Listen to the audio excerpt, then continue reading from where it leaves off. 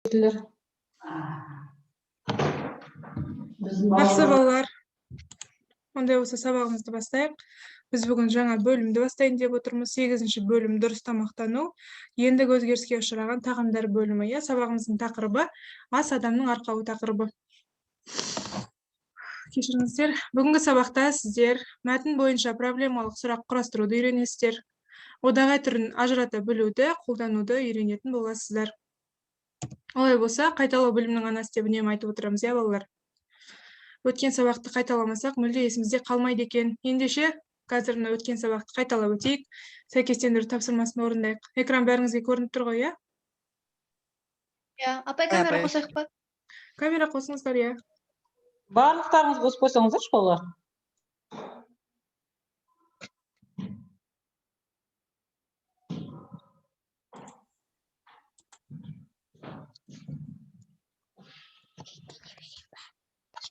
Айша, Алмат, Алинор, Байыр, Бегасыл, Нұрай, камераларыңыз қоса қойыңыздар. Көріп отырайық.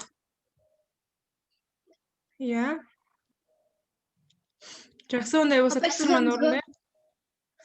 Сызсаңыздар болады. Сіздер егер телефонмен қосылып отырсаңыздар, зумның экранын сыза аласыздар,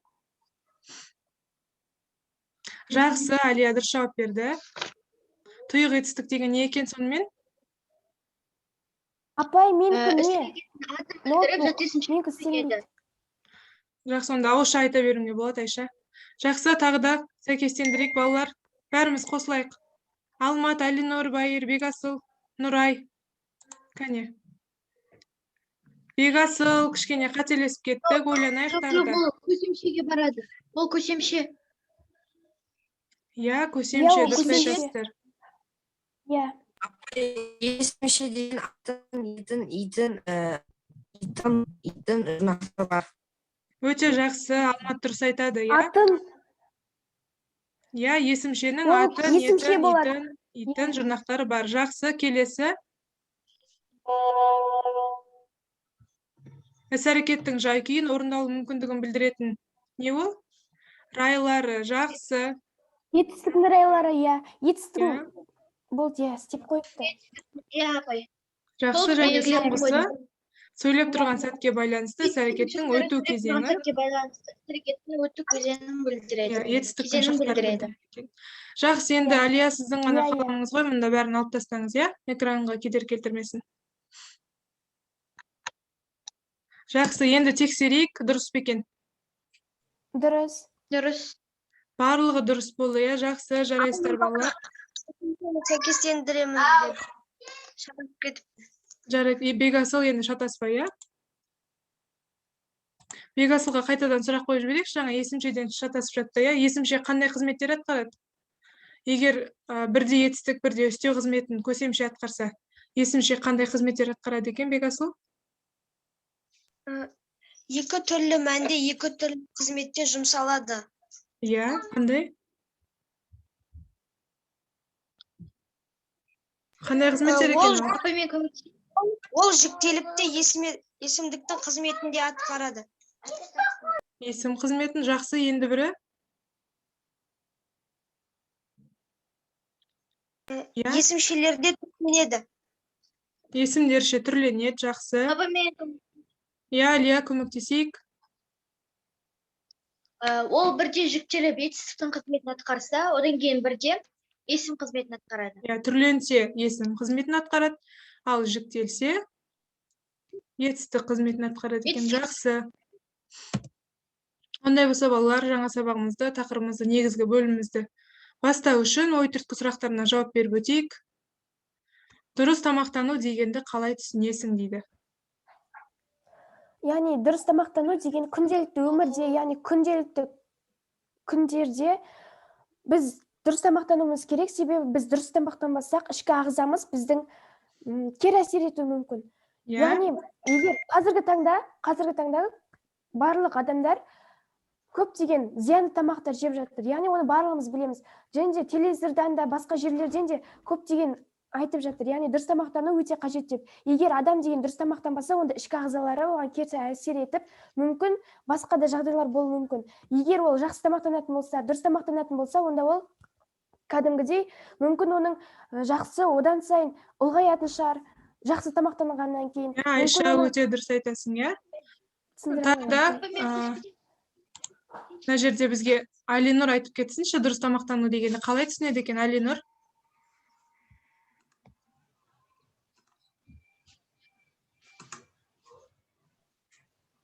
Алинұр, бармыз ба сабақта? Алмат айтайықшы, Алмат.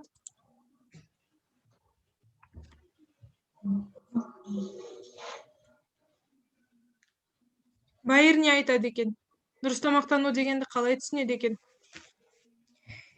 Егер біз дұрыс тамақтанбай, неше түрлі Дұрыс денсаулыққа кері тамақтану дегеніміз ол салауатты өмір салты. Дұрыс, иә. Жақсы, онда келесі сұраққа көшейік. Сен дұрыс тамақтанасың ба дейді? Иә. Жалпы қазіргі кезде көптеген фастфудтар өте көп, және соларды жемеу керек. Себебі ол біріншіден өзіңнің денсаулығына, екіншіден өзіңнің жалпы денсаулығына, өзіңнің формаңа. Сондықтан әркез көкөністер мен жемістерді жеп жүріп, дұрыс тамақтану керек. Иә. Дұрыс айтады, иә, Әлия? Сен өзің дұрыс тамақтанасың ба, Әлия? Иә. Жақсы. Бекасыл, сен дұрыс тамақтанасың ба? Иә, апай. Жақсы. Нұрай, сен дұрыс тамақтанасың ба? Нұрай, қатысып отырмыз ба? Жақсы, Алмат айтады ондай болса. Дұрыс тамақтанасың ба, Алмат? Иә, апай. Жақсы. Иә, апай. Алинұр, Байыр, сендер дұрыс тамақтанасыңдар ма? Иә, апай, мен дұрыс тамақтанамын. Өте жақсы балалар, иә? Келесі сұрақ, дұрыс тамақтанбаудың денсаулыққа тигізетін әсері туралы не білесің дейді. Егер дұрыс тамақтанбаса, иә, айта ғой, айта бер. Асқазанның ауруына, тері ауруларына себептер болады және семіздікке артық салмақ қосады. Жақсы, өте жақсы. Дұрыс тамақтанбаған кезде семіздік әсер етеді, семіздік адамның денсаулығын төмендетеді. Иә, дұрыс айтасыздар. Нұрай қайтадан қосылып жатыр екен, жақсы соған. Келесі, күніне неше рет тамақтанасың дейді. Иә, Айша. 5 мезгіл тамақтану, апай. Яғни адам деген дұрыс тамақтанбаса, онда қант мүмкін адам деген дұрыс тамақтанбаса, яғни күніне негізі қантты кем дегенде 2 рет немесе одан да көп салса адамға кері әсері мүмкін. Яғни қазіргі таңда барлығы қантпен тамақ ішеді, себебі нанда да қант бар, яғни картопта да қант бар. Қазіргі таңда адамдардың барлығы қантпен ғана тамақ ішіп жатыр. Яғни қазіргі таңда егер қантты біз көп тамақтанатын болсақ, онда қант диабетіне шалдығуымыз мүмкін. Яғни қант диабеті өте қауіпті аурудың бірі. Жақсы, Айша, өте дұрыс айтасыз. Қант көптеген аурулардың ең бастапқы қоздырғышы болып есептелуі мүмкін, иә? Жақсы, енді күніне неше рет тамақтанасың дейді Айша. Неше рет тамақтанасың күніне? Кем дегенде мен 3-4 рет. Кем дегенде 3-4 рет, кейде 5 рет. Жақсы. Басқа балалар, сіздер қанша уақыт тамақтанасыздар?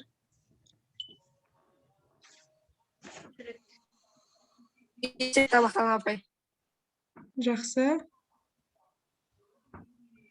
Перекустар санамаған кезде 3 рет болады. Перекус дегенді біз қазақша қалай айтамыз? Іске басар. Іске басар деп айтамыз, иә, жақсы. Орысша сөздер қолданбауға тырысайық балалар. Жақсы.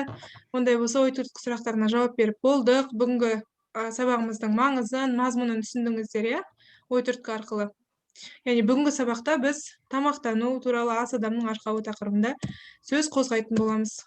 Қазір оқулықтарыңызды ашайық. Сіздерде оқылым мәтіні көрсетілген. 133 бетте 4-ші тапсырмада. 133 бет 4-ші тапсырмаға назар аударайық. Оқылым мәтінін көрдік қой, иә? Сол мәтінді мен сіздерге экранға да шығарып қойдым. Қазір осы мәтінмен толық танысып алайық. Бөлісіп оқиық. Бекасыл, бастай ғой. Түсініп тыңдаймыз балалар, өйткені тапсырмалар болады.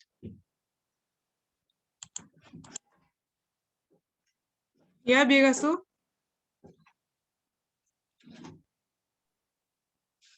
Апай, мен оқысам бола ма? Жақсы, Әлия, бастай ғой. 4-ші топ. Қазақтың дәстүрлі дастарханы негізінен мал шаруашылығының өнімдері мен сүт тағамдарынан құралады. Ал егіншілік өнімдері астық, көкөніс, жеміс-жидектер ұлттық тағамдарға қосалқы нәр беруші дәмдегіш ретінде саналған. Қазақ халқы мал етінен түрлі тағамдар дайындаған. Суға қайнатып, майға қуырып, қақтап, қырып пісірудің тәсілдерін жетік пайдаланған. Оларды сақтаудың бірнеше түрін білген. Сақтаудың әдіс тәсілдері көшпелілер тұрмысының ауқымында сан ғасырлық тәжірибенің негізінде қалыптасқан. Ары қарай жалғастырайық. Еттен қырып бөрпек, палау, сорпа сірне, Үлпершек, шұжық, қазы, Айша жалғастыра ғой. және тағы басқа. Апай, мен оқысам, Ағы бардың бағы бар деп, қазақ халқы сүт тағамдарында ерекше қастерлеп, құт береке несібе деп киелі санаған. Абайсызда ақ төгілсе, оған саусағын малып, маңдайына жағып, ырыс құт кетпеу ырымын жасайды. Түйе мен биенің сүтінен қымыз, шұбат, сиырдың сүтінен айран ұйытып, сары май шайқап, қаттық сүзбе, құрт сүзіп, ақ ірімшік, қызыл ірімшік, ежіге қайнатып, алуан түрлі тағамдар әзірлеген. Шөл қандыру үшін айранға су қосып шалап жасаған. Жақсы, ары қарай жалғастырайық. Ұлдар жалғастырайық біреуміз. Апай, мен оқысам бола ма? Болады. Халық егіншілікпен айналысып, бау-бақша өсіріп, отырықшылыққа бет алған дәуірден бастап нан, жеміс, көкөніс тағамдары тұрақты мәжірден орын алды. Астықты дайындайтын негізгі тағамның түрлері бауырсақ, нан, шелпек, тоқаш, тарыдан да сан алуан тағам түрлерін әзірлейді. Қазақ үшін дәмнен дастарханнан үлкен нәрсе жоқ. Дастархан басында сұхбат, әңгіме, ән, жыр, қазақ мәдениеттің мәйегі іспеттес. Мәйегі іспеттес дейді, Өте жақсы, Алмат, жақсы балалар. Мәтіннен не түсіндік, не туралы екен, қысқаша 1 минут ой қозғап өтейік. Қазақтың ұлттық тағамдары туралы. Қазақ халқының ұлттық тағамдары туралы айтылған. Негізгі дәстүрлі дастархан. Негізгі дәстүрлі сондай туралы. Олар көшпелік кезем. Тағамның қандай түрлері бар екен, балалар? Неден дайындайды екен? Мысалы, түйе мен биенің сүтінен қымыз дайындайды екен, шұбат, сиырдың сүтінен айран ұйытқан, сары май шайқап, қаттық сүзбе, құрт сүзіп, ақ ірімшік жасайды. Дастарханы жайлы айтылған, апай. Өте жақсы, балалар. Дұрыс айтасыздар. Енді оқылымды толық түсініп, мазмұнын игерсеңіздер, ары қарай оқылым соңғы тапсырмаларын орындаймыз. Назар аударайық. Төменде көрсетілген жауаптарды басшылыққа алып, проблемалық сұрақтар құрастыр дейді. Проблемалық сұрақтардың не екенін білеміз бе, балалар? Не ол? Қандай сұрақтар? Проблемалық сұрақтар дегеніміз? Проблемалық мәтінге байланысты. Мысалы, мен сіздерге оңай болсын деп, көмек болсын деп, жауаптарды көрсетіп қойдым. Айтылып жатқан оқиғаға байланысты сұрақ қоямыз біз. Дұрыс айтасыздар. Мысалы қарайық. Бірінші, астық өнімдерін тұтына алмас едік дейді. Енді осыған бұл жауабы дайын тұрған. Жауабы дайын тұр ғой. Енді осыған проблемалық сұрақ дайындайсыздар. Қазір оны жеке-жеке дәптертеріңізге орындайсыздар. Одан кейін уақыт аяқталған кезде бір-бірден айтып шығасыздар, сіздерге 3 минут уақыт жеткілікті деп ойлаймын.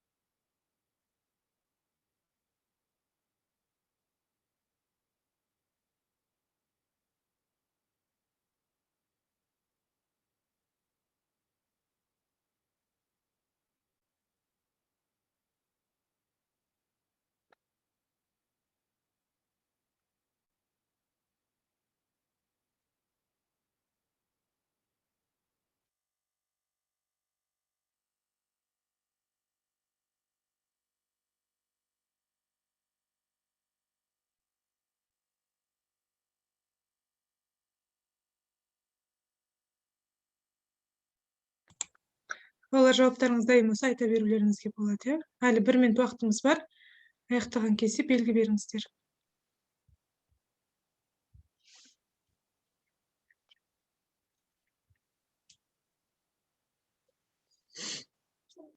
Апай, үшін сұрақ түсінбедім, қалай ол?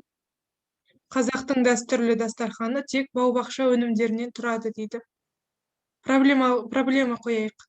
Қандай проблема болған кезде тек бау-бақша өнімдерінен тұрар еді дастарханымыз? Түсінікті.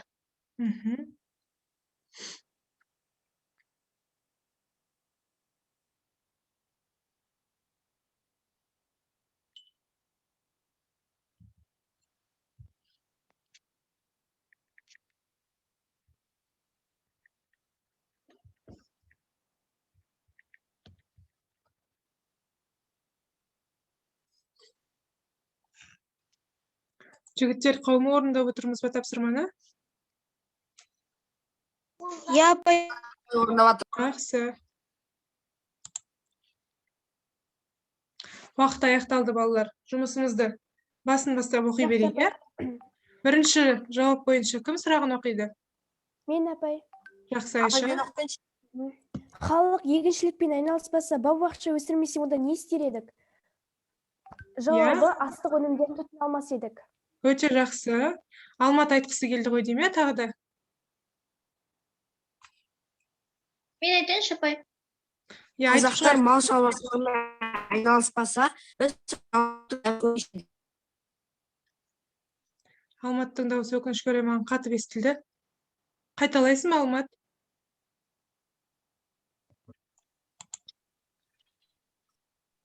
Иә. қазақтар мал шаруашылығымен айналыспаса, біз шалаптың дәмін білмес едік.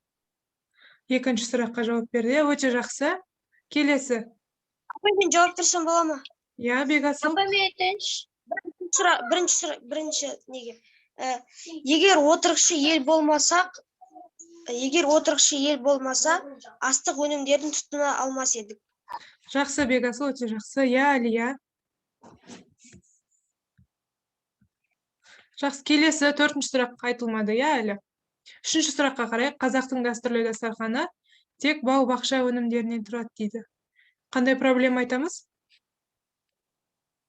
Егер арпа, бидай, егіншілік болмағанда, дастарханымыз бау-бақша өнімдерінен тұратын еді. Өте жақсы. Неден тұратын еді? Қазақтың дәстүрлі дастарханы тек бау-бақша өнімдерінен тұратын еді. Жақсы, егер де біз мал шаруашылығымен, егістікпен айналыспасақ, тек бау-бақша өнімдерін тұтынар едік, иә? Жақсы, Әлия. Енді соңғы сұрағымызға кім жауап береді?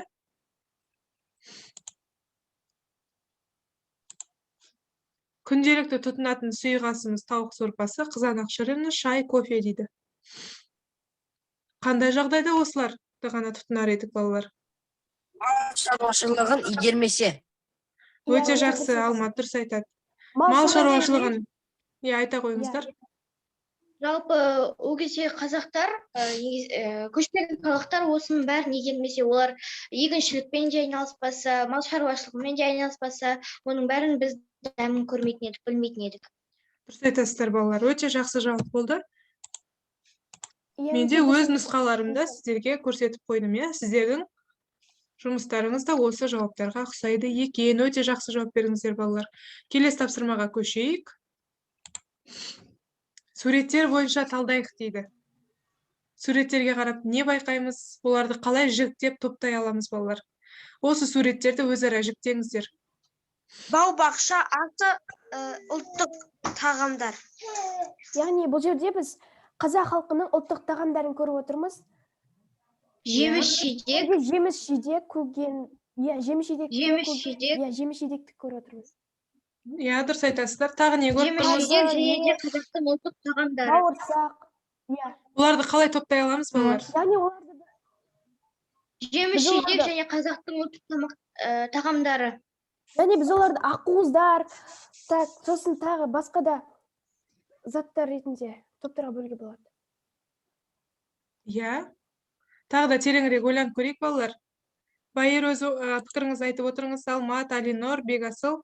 Сіздер де қосылып отырыңыздар. Қазақтың ұлттық тағамдары, бау-бақша тағамдары. Жақсы. Келсем.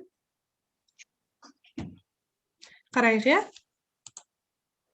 Мал шаруашылығы өнімдері және егіншілік өнімдері деп топтай аламыз, иә? Енді балалар қарайық, мал шаруашылығы өнімдерінің өзін ет өнімдері, сүт өнімдері деп бөле алады екенбіз. Енді қарайықшы балалар, сүт өнімдерін өзара қалай бөлеміз? Сүт өнімдері деп. Сүттен жасалған тағамдар. Иә, сүттен жасалған. Иә, бұнда барлығы сүттен жасалған екен. Біреусі сұйық қой, су. Өте жақсы, Әлия, иә. Біреусі Сұйықтар, сұйық емес тағамдар, иә. Өте жақсы, Әлия. Жақсы айттыңыз. Енді егіншілік өнімдерін қарайық, мен әдейі екі жаққа орналастырдым. Төртеуі де егіншілік өнімдері, иә. Енді бұл бау-бақшадан шыққан, яғни жаңа көкөністер. жақсы, Ал иә. екінші жағынан ол бидай, арпа Иә, бидай егіншілікке байланысты. Өте жақсы, яғни астық өнімдері, иә, егістік өнімдері. Астық өнімдер. Одан кейін бау-бақша өнімдері екен. Өте жақсы, балалар. бау-бақша өнімдері. Келесі, бұл сұраққа да өте жақсы жауап бердіңіздер. Енді қарайық, мәтін мазмұнын еске түсіріп, төмендегі ақпараттың шындыққа қатыстылығын анықта дейді. Қазақтың дәстүрлі дастарханы тек ет өнімдерінен тұрады дейді. Бұл дұрыс па? Қате. Келесі, қазақ халқы тағамды сақтаудың бірнеше түрін білген. Дұрыс. Келесі, еттен қуырдақ, шалап, сірне, қазы дайындаған.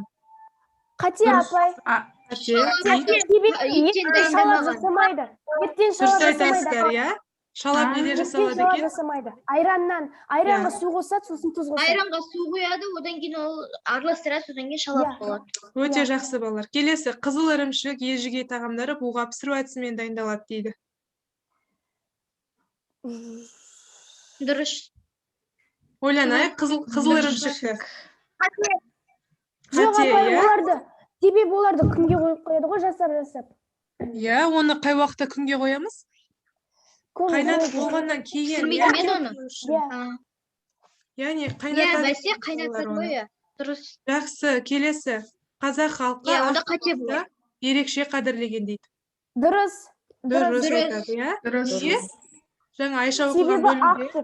Бізге ақ байқау үстінде төгіліп кетсе, оны қазақ халқы Ырым өзі бар, апай. қандайына жаққан. Қазақ халқында Онда ырым ақтың төккені ұрсап келеді, жаманшылық алып келеді дегендей. Дұрыс айтасыздар, балалар. Келесі, бауырсақ, нан, шелпек тағамдары астықтан дайындалады дейді. Дұрыс. Дұрыс. Келесі, қазақ халқы дастархан басында тыныш, үнсіз отыруды дұрыс деп есептеген дейді. Қате, дұрыс айтасыздар, Алмат айтты, иә? Иә, Жақсы, енді Себебі тексерейік. сөйлемей ештеңе. Иә, неге? Иә, сіздердің жауаптарыңыз түгел дұрыс болды, балалар. Енді мына пікірге қарайықшы, қазақ халқы дастархан басында тыныш үнсіз отыруды дұрыс деп есептеген дейді. Дұрыс емес, иә? Апай, бағана Алмат оқып өткендей, дастархан басындағы сұхбат, әңгіме, ән, жыр қазақ мәдениетінің мәйегі іспеттес деп айтқан болады. Сол сөзге сүйене отырып, мен Өте жақсы, Айша, дұрыс жауап бердіңіз. Енді балалар тілдік бағдарымызға көшейік. Біз бүгін одағай сөзді үйренеміз. Одағай сөздің бұрын соңды не екенін естіп көрдіңіздер ме, балалар? Иә. Иә. Одағай сөздер сөз табына жатады екен. Өзара үш топқа жіктеледі екен. Одағай сөздер оқшау сөздер тобына жатады екен. Одағай, қаратпа, қыстырма сөздер барлығы оқшау сөздер тобына жатады. Енді қарайық, балалар. Одағайға тән негізгі белгілері. Бірінші, лексикалық мағынасы болмайды. Одан кейін сөйлемдегі басқа сөздермен грамматикалық байланысқа түспейді. Мысалы, деген одағай сөзді алып оған біз септік жалғауын қоса аламыз ба? Ухының, ухымен деп қоса алмаймыз, иә? Яғни түрленбейді екен, балалар. Келесі, сөйлем мүшесінің қызметін атқара алмайды дейді. Дұрыс қой, иә? Сөйлем мүшесінің қызметін атқара алмайды екен. Міне, балалар, одағай сөздер үш топқа жіктеледі деді. Көңіл күй одағайлары, шақыру одағайлар және жекіру одағайлар. Енді қарап шығайық. Көңіл күй одағайлары, өздеріңіз көріп отырғандай, адамның түрлі көңіл күйін, ашуланғанын, қуанғанын, таңғалғанын барлығын көрсете біледі екен. Міне, пәлі, алақай, пай-пай, әттеген-ай, қап. Енді қарайықшы, балалар, пәлі деген кезде адамның қандай көңіл күйін біз білеміз, көреміз. Андай болады ғой. Иә, таңғалып тамсанғанын көреміз, иә? Жақсы, келесі алақай сөзін. Қуаныш апай, қуаныш. Қуаныш, дұрыс айтады Алмат. Келесі, пай. Қуаныш. Тамсану. Таңдану, тамсану. Дұрыс айтасыздар. Келесі, Шаршайды ғой. Шаршау. адамның шаршағанын білдіреміз, иә. Келесі, әттеген ай, өкініш, дұрыс айтасыздар балалар. Келесі, қап әттеген ай деп жатамыз, иә. Тоже өкініш. Пап, мен мынаны істей алмадым ау дегенде айтады ғой. Иә, бұнда да бір өкініш, адамның санын соққанын, қынжылып қалғанын біледі екенбіз. Жақсы балалар. Көңіл-күй одағайлар түсінікті болса, келесі шақыру одағайларына қарайық. Ауылдық жерлерде 4 түлік мал асырайды, қалалық жерлерде басқа да үй жануарларын асыраймыз, иә? Енді осы шақыру одағайларын қарайық. Жылқыға қатысты құрау, сиырға әукім, немесе ауқау деп айтады, иә? Келесі түйеге қатысты шөк, ешкіге қатысты шөре деп айтады. Иә. Енді балалар, сіздер қалалық жерде тұратын болғандықтан, бұл жануарларды сіздер көзбе-көз шақыра алмайсыздар, иә балалар? Сіз қалалық жерде асырайтын қандай үй жануарларын білесіздер? Және оларды қалай шақырасыздар? Ит, мысық. Ит, мысық, өте жақсы. Қалай шақырамыз? Мысықты мысалы кіс деп шақырасың. Шақырамыз апай. Итті? Ал Итті? итті деп шақырамыз. Иә, дұрыс айтасыздар. Солай немесе кака деп шақырып жатады, иә, итті де. Жақсы балалар, шақыру одағайларда сіздер үшін өте түсінікті болды деп ойлаймын. Келесі одағайлардың тағы бір түрі жекіру одағайы. Тайт, тек, жә, кәні. Біз бұл одағайларды көбіне көркем шығармалардағы әжелердің сөзінен байқап жатамыз, иә? Тайтар өйткені несі деген? Яғни, белгілі бір нәрсеге тоқтау қою мақсатында, ұрсу мақсатында, жекіру мақсатында қолданылатын сөздер тобын біз жекіру одағайлары деп атайды екенбіз. Түсінікті болды ма балалар одағай сөздер? Иә апай. Жақсы, ендеше осы бойынша тапсырма орындайық. Жазылым тапсырмасы оқулықтарыңызда 135-ші бетте 6-шы тапсырма көрсетілген. Төменде берілген одағайларды қатыстырып, сөйлемдер құра дейді.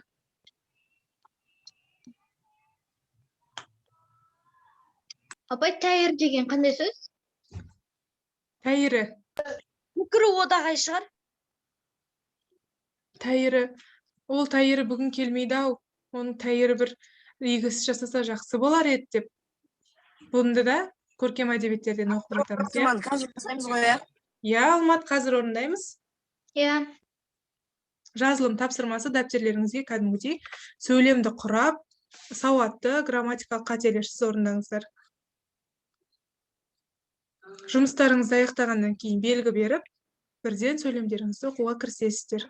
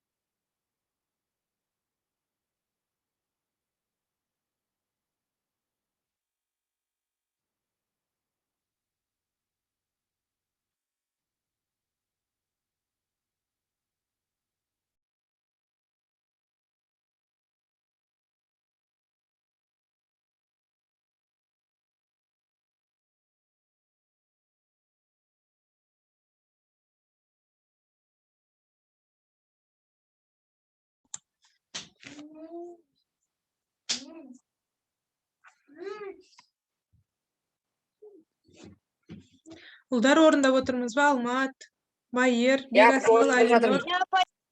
Жақсы онда. Бір-бірден оқып шығамыз, е, қазір. Бірінші сөзді кім оқиды балалар? Пай сөзіне сөйлемін. Мен оқиыншы, апай. Жақсы, Алия. Тыңдайық. Пай, мына мұнара қандай ұзын? Жақсы, иә. Таңғалу реакциясы.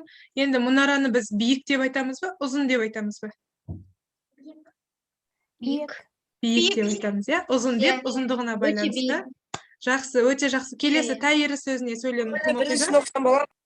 Иә, Алмат, оқи ғой.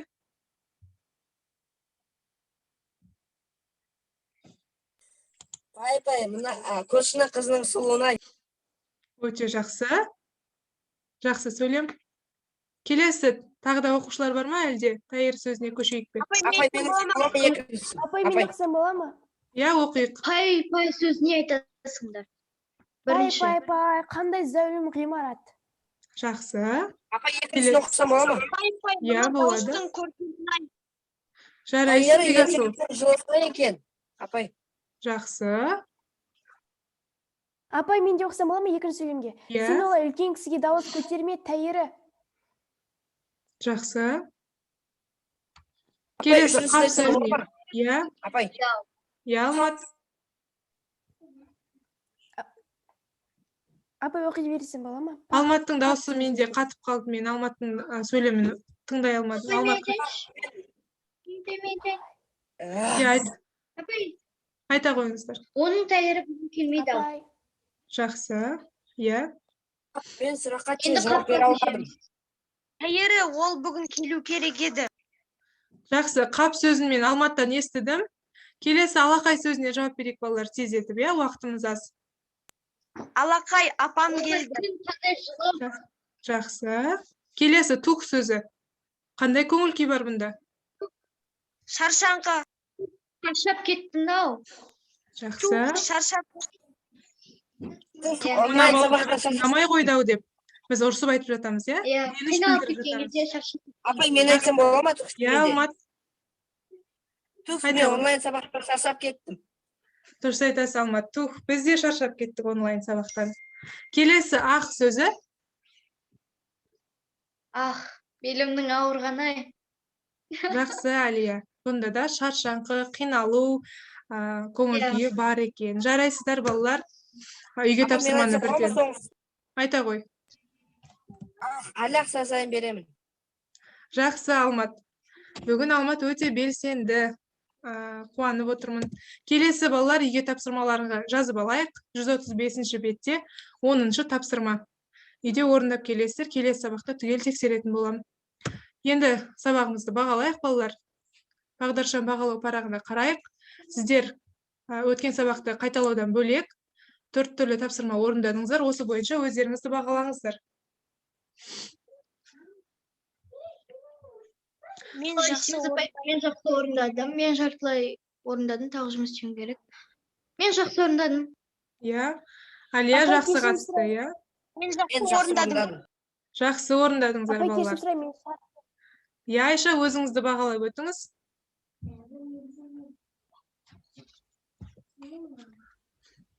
Айша? Апай, мен даусым естіліп тұр ма? Иә. Апай, Иә. болды.